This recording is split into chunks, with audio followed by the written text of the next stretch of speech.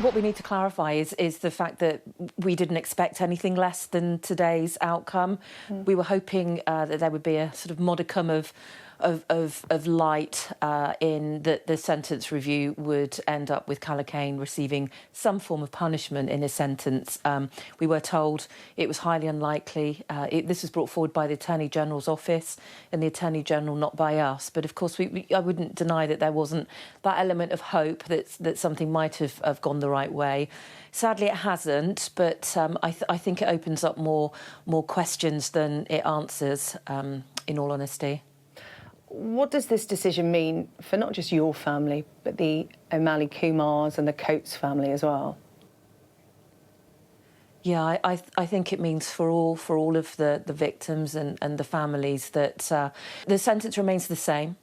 Calocane is away, he's in hospital, he's not being treated as a criminal, he's being treated as a patient.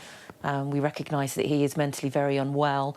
However, as we've always said, we do not accept that he was not without ability to make rational decisions and that he planned this heinous murders, and that he knew exactly what he was doing.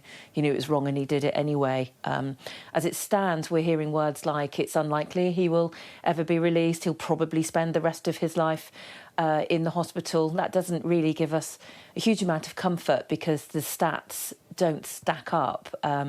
Unfortunately, these indefinite hospital orders, 87% of them are out within 10 years and 98% are out within 20 years. So by that reckoning, Valdo Calocane has to now be that 2% that never comes out, and we have to make it our life sentence as the families to make sure he is the next Ian Brady or Fred West, because he's that dangerous, he's that evil.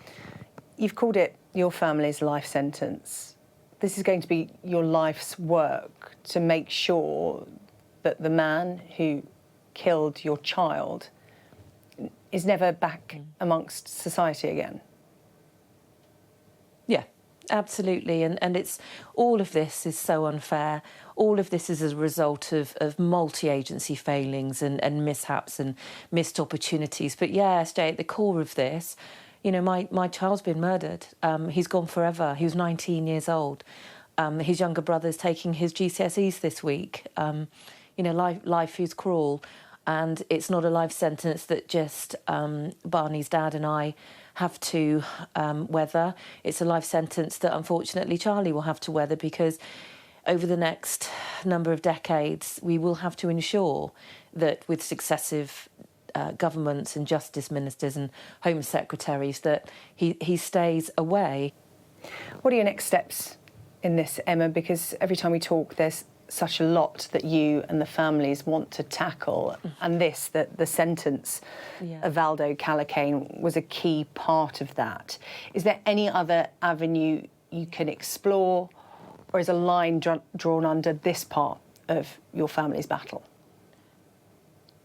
I think at the moment with the sentence it has to remain as it is, but our next battle, if you want to call it that, are getting answers to the questions and the concerns that are still not being provided to us. We do have, I think, if you count today, there's 8 separate investigations and reviews that we've had to be traumatised and be involved in, and it's utterly overwhelming. And that ranges from NHS England through to the IOPC, the College of Policing, of course, as well as the review of the CPS and today's sentence. I think our real concern, SJ, is going to be making sure that those are all collaborative and cohesive. I can't see, and neither can the other families, how they are going to be.